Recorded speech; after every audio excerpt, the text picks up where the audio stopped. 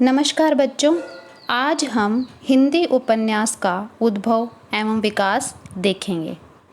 उपन्यास एक गद्य विधा है। जैसा कि आप जानते हैं कि काव्य पद्य विधा के अंतर्गत आता है तथा गद्य विधा के अंतर्गत अनेक विधाएं आती है, जैसे उपन्यास, नाटक, कहानी, रेखाचित्र, संस्मरण, जीवनी, आलोचना, आत्मकथा इत्यादि। तो हम आज गद्य विधा की उपन्यास विधा के बारे में जानेंगे। उपन्यास शब्द के अर्थ के बारे में देखें तो उपन्यास का अर्थ होता है निकट रखा हुआ, पास रखा हुआ, और साहित्य में उस विधा के लिए उपन्यास शब्द का प्रयोग किया जाता है जो जीवन की निकटता से झांकी प्रस्तुत करती है। हिंदी साहित्य में यह विधा भी अन्य गद्य विधाओं की भांति भारतेंदु युग में ही आरंभ हुई मानी जाती है। तो उपन्यास हिंदी गद्य विधा की एक आधुनिक विधा है हिंदी गद्य की, और इस विधा का हिंदी में प्रादुर्भाव अंग्रेजी साहित्य के प्रभाव स्वरूप हुआ है। यानी कि सबसे पहले अंग्रेजी साहित्य के प्रभाव से हिंदी में उपन्यास का आरंभ हुआ, लेकिन इसका यह अर्थ बिल्कुल भी नहीं है कि इससे पहले भारत में उपन्यास जैसी विधा थी ही नहीं। संस्कृत, पाली, प्राकृत, अपभ्रंश आदि में अनेक नीति कथाएं तथा आख्यान मिलते हैं। यानी कि उपन्यास जैसी नीति कथाएं और आख्यान तो मिलते हैं, लेकिन उनमें उपन्यास विधा के अनेक तत्व मिलते हैं। लेकिन उसमें उपन्यास विधा के पूरे तत्व नहीं मिलते, कुछ तत्व मिलते हैं। किसमें? संस्कृत, पाली, प्राकृत और अपभ्रंश भाषा की अनेक नीति कथाओं और आख्यान में। लेकिन हम उनको उपन्यास नहीं कह सकते, पूरे तत्व न मिलने के कारण हम उनको उपन्यास नहीं कह सकते। सच्चाई तो यह है कि इस विधा का उद्भव और विकास पहले यूरोप में हुआ, अंग्रेजी साहित्य में हुआ, बाद में बांग्ला के माध्यम से यह विधा हिंदी साहित्य में आई। यह भी एक विचारणीय प्रश्न है कि हिंदी का पहला उपन्यास किसे स्वीकार किया जाए। इस संदर्भ में विद्वान अनेक औपन्यासिक कृतियों पर अपने विचार प्रस्तुत करते हैं। यानी कि अलग अलग विद्वानों ने अलग अलग उपन्यास को पहला उपन्यास स्वीकार किया है। जैसे कि लाला श्रीनिवास दास का जो परीक्षा गुरु है 1882 ईस्वी का, कई विद्वान उसको मानते हैं पहला उपन्यास। इंशाअल्लाह खां द्वारा रचित रानी केतकी की कहानी है, कई विद्वान उसको मानते हैं। तथा श्रद्धाराम फिलोरे कृत भाग्यवती आदि कुछ ऐसी रचनाएं हैं जिन्हें हिंदी का प्रथम उपन्यास माना जाता है। तो आपको ये ध्यान रखना है कि परीक्षा गुरु किसका है, तो लाला श्रीनिवास दास का, और रानी केतकी की कहानी इंशाअल्लाह खां द्वारा रचित है, और भाग्यवती उपन्यास श्रद्धाराम फिलोरी कृत है। अधिकतर आज के जो अधिकांश विद्वान हैं वो लाला श्रीनिवास दास कृत परीक्षा गुरु को हिंदी का प्रथम उपन्यास स्वीकार करते हैं। तो आपसे अगर पूछा जाए कि हिंदी का प्रथम उपन्यास कौन सा माना जाता है, तो परीक्षा गुरु लाला श्रीनिवास दास द्वारा रचित। हिंदी उपन्यास के विकास क्रम को समझने के लिए इसे 3 भागों में बांटा जा सकता है: प्रेमचंद पूर्व युग, प्रेमचंद युग और प्रेमचंदोत्तर युग। तो प्रेमचंद है वो उपन्यास और कहानी के उपन्यास सम्राट और कथा सम्राट माने जाते हैं, इसलिए इसके नाम पर ही जो हिंदी उपन्यास का विकास क्रम है उसको बांटा गया है। तो प्रेमचंद पूर्व युग यानी कि प्रेमचंद से पहले का जो समय था, अगर ये आप मान सकते हैं 1882 से 1905 ईस्वी तक, इसका समय क्या था? 1882 से 1905 तक। तो भारतेंदु हरिश्चंद्र जी ने हिंदी की विभिन्न विधाओं में महत्वपूर्ण योगदान दिया। भारतेंदु हरिश्चंद्र प्रेमचंद पूर्व युग में आते हैं, परंतु उपन्यास के विकास में उनका योगदान अधिक नहीं है।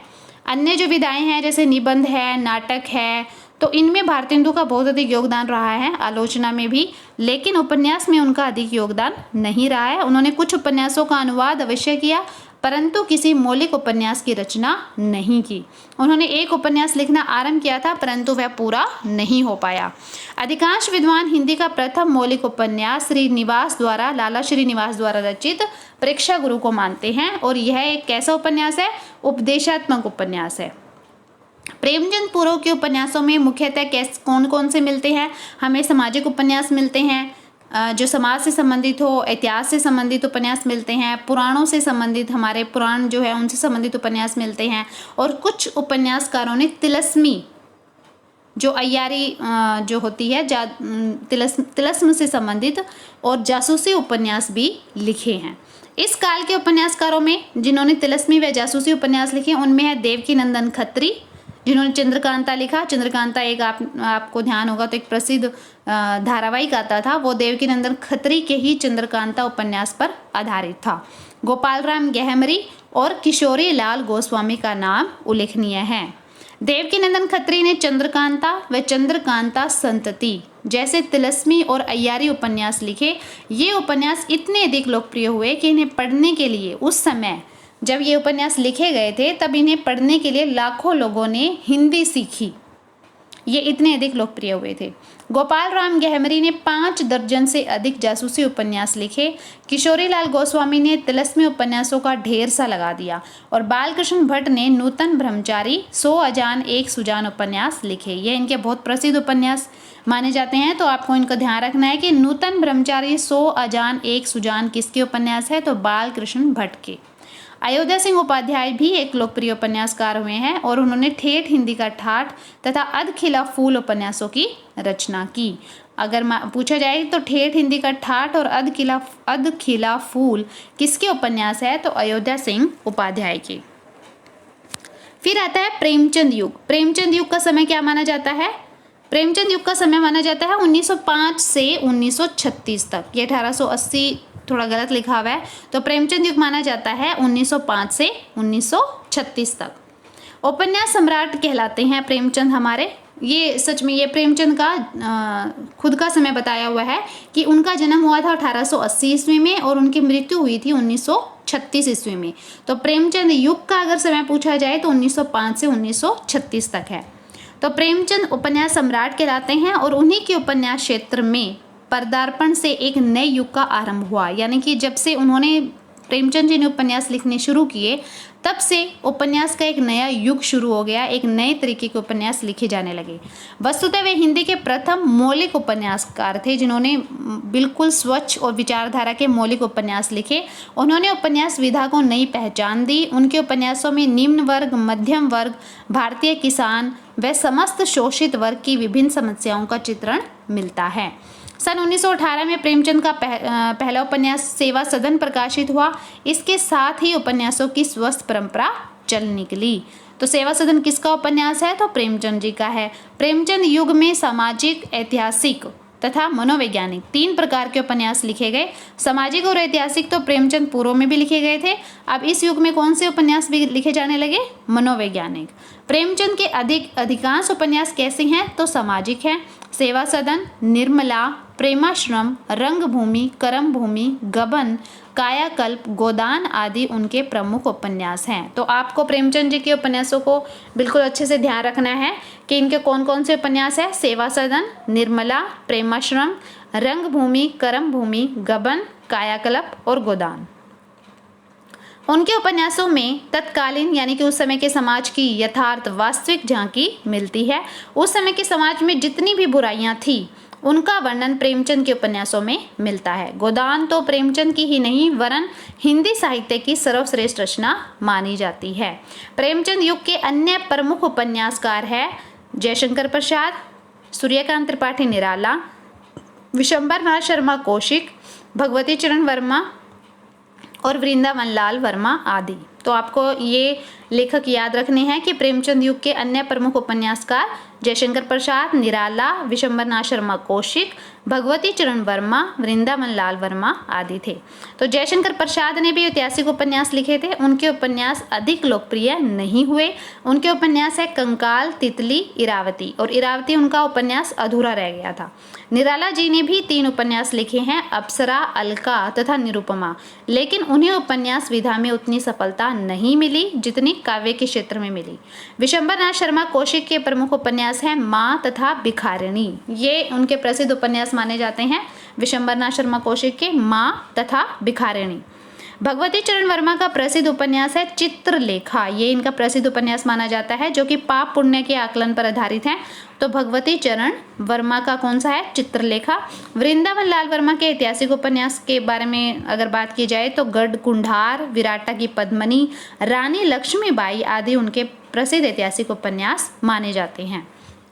अब हम प्रेमचंदोत्तर युग की बात करते हैं।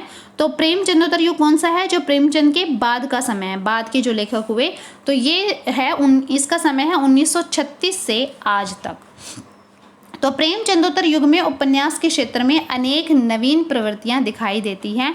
कला की दृष्टि से यह युग निश्चित ही प्रेमचंद युग से श्रेष्ठ है, लेकिन भावों की दृष्टि से प्रेमचंद साहित्य से उच्च नहीं है। अगर कला की दृष्टि से देखें तो ये प्रेमचंद युग से ज़्यादा ऊंचा है, लेकिन भावों की दृष्टि से ऊंचा नहीं है। इस काल के उपन्यासों को निम्नलिखित प्रकार से विभाजित किया जा सकता है कि इस युग में कौन कौन से उपन्यास लिखे गए। तो सामाजिक उपन्यास की बात की जाए तो सामाजिक उपन्यास प्रेमचंद युग में भी बड़ी संख्या में लिखे गए थे। प्रेमचंदोत्तर युग में, प्रेमचंद के बाद का जो युग था, उसमें सामाजिक उपन्यास की परंपरा और अधिक सुदृढ़ हुई और अधिक मजबूत हुई। इस युग के सामाजिक उपन्यासकार थे भगवती चरण वर्मा, अमृतलाल नागर, यशपाल, मोहन राकेश, राजेंद्र यादव, कमलेश्वर, भीष्म साहनी, मन्नू भंडारी, कृष्णा सोबती आदि। भगवती चरण वर्मा जिनका नाम हमने प्रेमचंद युग में भी लिया था, जिन्होंने चित्रलेखा लिखा था, तो उनके कुछ उपन्यास इस समय में भी आते हैं, जैसे टेढ़े मेढ़े रास्ते व भूले बिसरे चित्र उनके प्रसिद्ध उपन्यास है। और अमृतलाल नागर के प्रसिद्ध उपन्यास है अमृत और विष, नाच्यो बहुत गोपाल। और यशपाल का प्रसिद्ध सामाजिक उपन्यास है झूठा सच, जो कि देश के विभाजन पर आधारित है। मोहन राकेश के उपन्यास हैं अंधेरे बंद कमरे व अंतराल। और सारा आकाश उपन्यास की रचना किसने की? राजेंद्र यादव ने। ये इनके प्रसिद्ध उपन्यास के नाम लिखे हुए हैं। और कमलेश्वर का प्रसिद्ध सामाजिक उपन्यास है काली आंधी। मन्नू भंडारी ने महाभोज, आपका बंटी आदि उपन्यासों की रचना की। तो महाभोज और आपका बंटी दोनों ही इनके बहुत प्रसिद्ध उपन्यास माने जाते हैं। महाभोज पर उन्होंने जो आधुनिक समय की राजनीति है उस पर करारा व्यंग्य किया है, और आपका बंटी पर उन्होंने तलाकशुदा जो पति पत्नी है उसका बच्चे के मन पर क्या प्रभाव पड़ता है उसका बहुत ही प्रभावशालीता से उसका वर्णन किया है, प्रभावशाली वर्णन किया है बच्चे की मन का। तो कृष्णा सोबती का प्रमुख उपन्यास है जिंदगी नामा। तो ये जिंदगी नामा भी कृष्णा सोबती का बहुत प्रसिद्ध उपन्यास है। साम्यवादी उपन्यास की बात करें तो यशपाल के उपन्यास साम्यवादी विचारधारा के उपन्यास है। उनके द्वारा रचित उपन्यास जैसे दादा कामरेड, पार्टी कामरेड साम्यवादी विचारधारा के पोषक उपन्यास है। राजेंद्र यादव का उपन्यास सारा आकाश भी साम्यवादी उपन्यास में भी आता है और ये सामाजिक उपन्यास में भी आता है। नागार्जुन, डॉक्टर रांगे राघव व अमृत राय भी साम्यवादी उपन्यासकार है।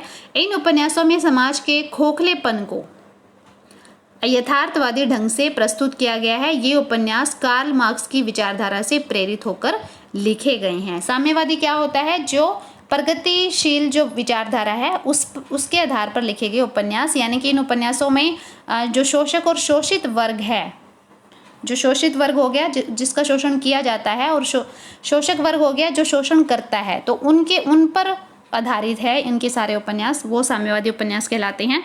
और ऐतिहासिक उपन्यास जो इतिहास से संबंधित है, तो प्रेमचंदोत्तर युग में ऐतिहासिक उपन्यास भी लिखे गए, लेकिन इनकी संख्या कम है बजाय उन दोनों युगों से।